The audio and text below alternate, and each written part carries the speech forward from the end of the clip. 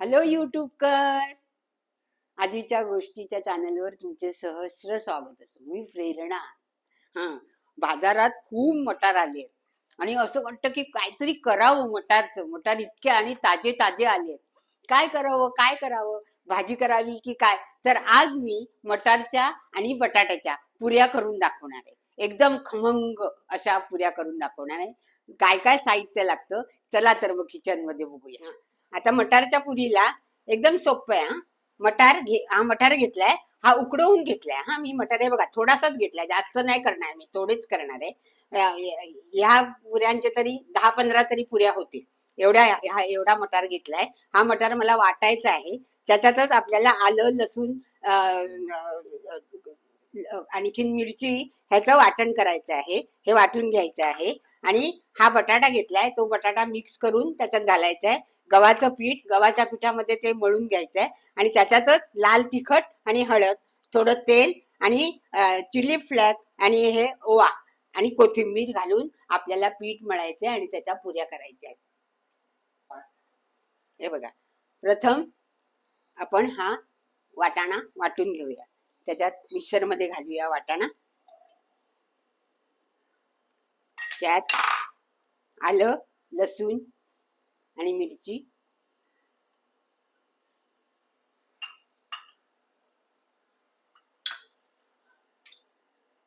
लाल तिखट,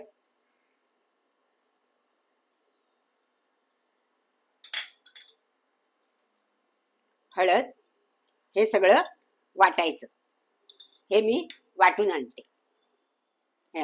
हे बघा, चणे वाटून आणलेत. हे बघा, जास्त बारीक नाही करायचं.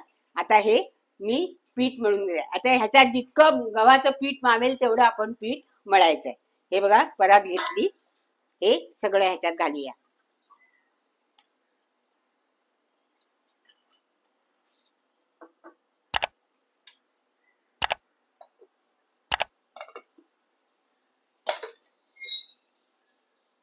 त्याच्यात हा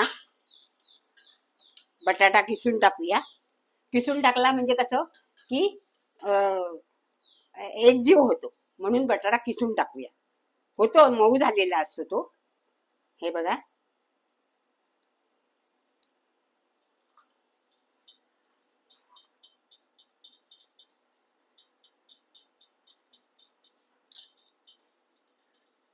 बटाटा किसून घेऊया. म्हणजे बटाटा किसून घेतला कसं एकजीव होतो, म्हणून म्हणजे आपली पुरी फुटणार नाही, चांगली होते. म्हणून बटाटा एकजीव करून घ्यायचा. आणि जास्त नाही घातला, कारण वाटाणे थोडे होते ना, म्हणून बटाटे मी 2च घेतले. अगदी छोटे छोटे बटाटे. तुम्ही घरी मोठ्या प्रमाणात करणार असाल तर वाटाणे जास्त घ्या, बटाटे पण 3-4 घ्या आणि हे अशा मिक्स करून पुऱ्या करा.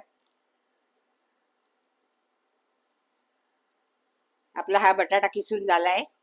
आता ह्याच्यात हे बघा, वाटाणा आपण वाटून आणला, बटाटा किसून घेतला. त्याच्यात थोडा ओवा घालायचा. ओवा नेहमी असा चोळून घालायचा, म्हणजे त्याचा स्वाद चांगला येतो. ओवा घालायचा. नंतर चिली फ्लेक्स,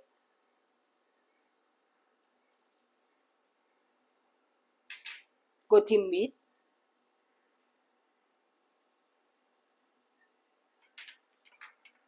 आणि मीठ. मीठ बघा, हे मीठ घालायचं. आणि आता जितकं गव्हाचं पीठ मावेल तेवढं टाकायचं. आता हे सगळं मिक्स करायचं असं हाताने आणि त्याच्यामध्ये गव्हाचं पीठ मावेल तेवढं पीठ मळायचं. आता मी तुम्हाला मळून दाखवते. हे बघा, हे गव्हाचं पीठ आहे. पाणी लागत नाही, त्याच्यातच आपलं होतं. थोडं लागलं तर थोडंसं लागेल, पण शक्यतो पाणी घालू नका. हे बघा,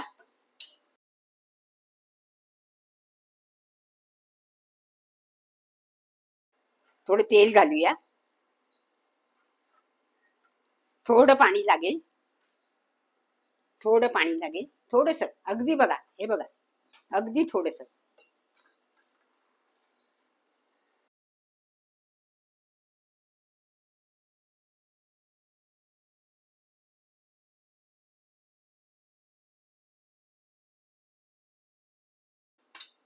थोडं मळून 10 मिनिटं ठेवून द्यायचं, म्हणजे आणखीन जरा मऊपणा येतो.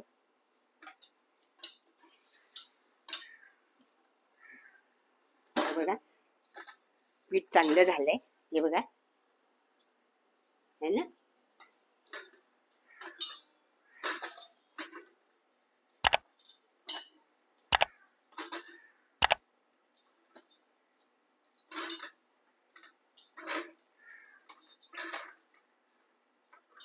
आता हे मळून थोडा वेळ 10 मिनिटं ठेवून देते, नंतर पुऱ्या लाटायला घेऊया.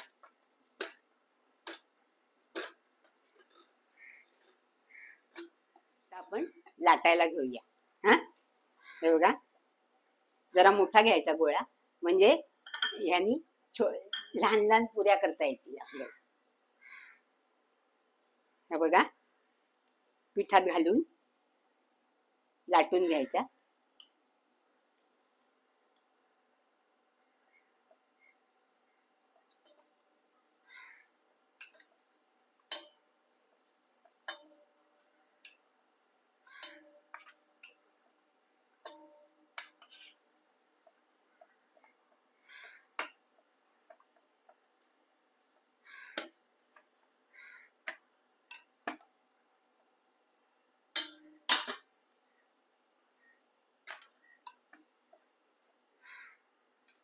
हे बघा, जास्त जाड नाही, जास्त पातळ नाही. आता ह्याच्या या पुऱ्या लाटून घेते, म्हणजे एकसारख्या होतील.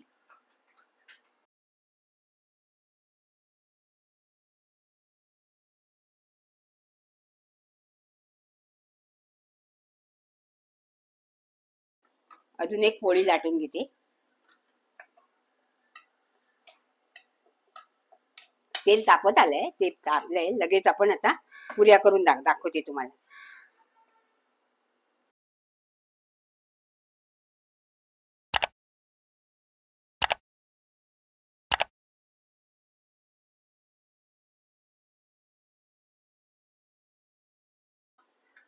आता थोडं गरम झालं का बघूया.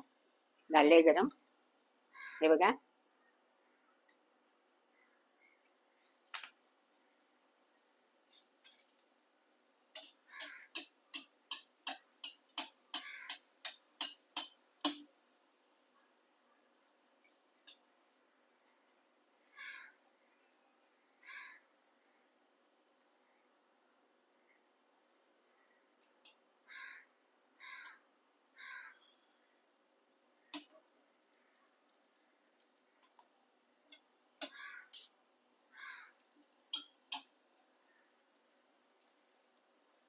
एका वेळेला 2 घातल्या तरी चालतील.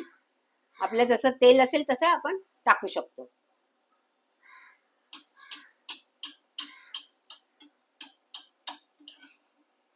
बघा,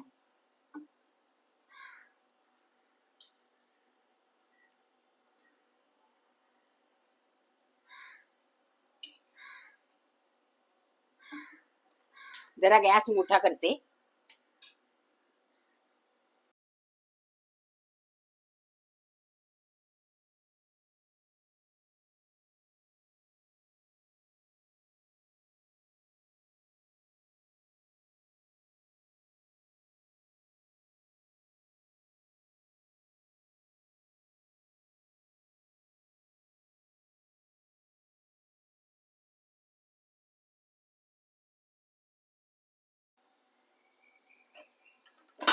एवढ्या करून दाखवते, थोड्या नंतर करीन मी. आणि आपल्याला हे पीठ ठेवता पण येतं. 8 दिवस आपल्या फ्रीजमध्ये डब्यामध्ये, बंद डब्यामध्ये ठेवलं ना, तर 8 दिवस राहू शकतं. तर आज मी थोड्याच करणार आहे तुम्हाला दाखवण्यापुरत्या.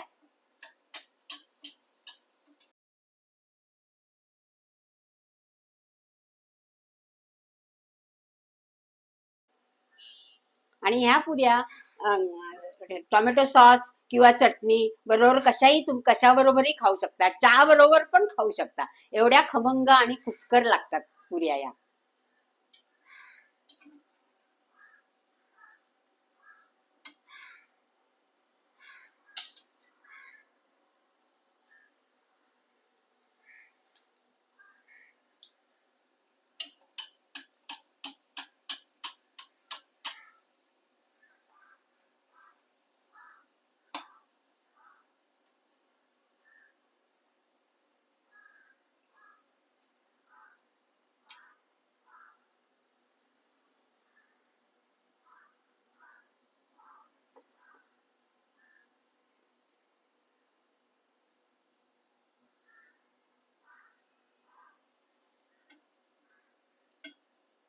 पुऱ्या झालेल्या आहेत. आता तुम्हाला सर्व करून दाखवते.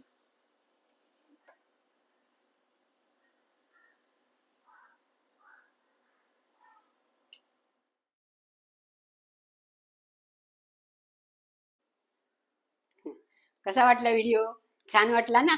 शेवटपर्यंत पाहिल्याबद्दल मी तुमचे खूप खूप आभारी आहे. आणि जरूर घरी एकदा तरी करून बघा. अतिशय. आणि आता बाजारात खूप मटार आले आहेत, त्याचं तुम्ही जरूर करून बघा. माझा हा व्हिडिओ पाहिल्याबद्दल मी तुमचे खूप आभारी आहे. आणि लाईक करा, शेअर करा, सबस्क्राईब करा आणि मला कमेंट्स करायला विसरू नका. बाय.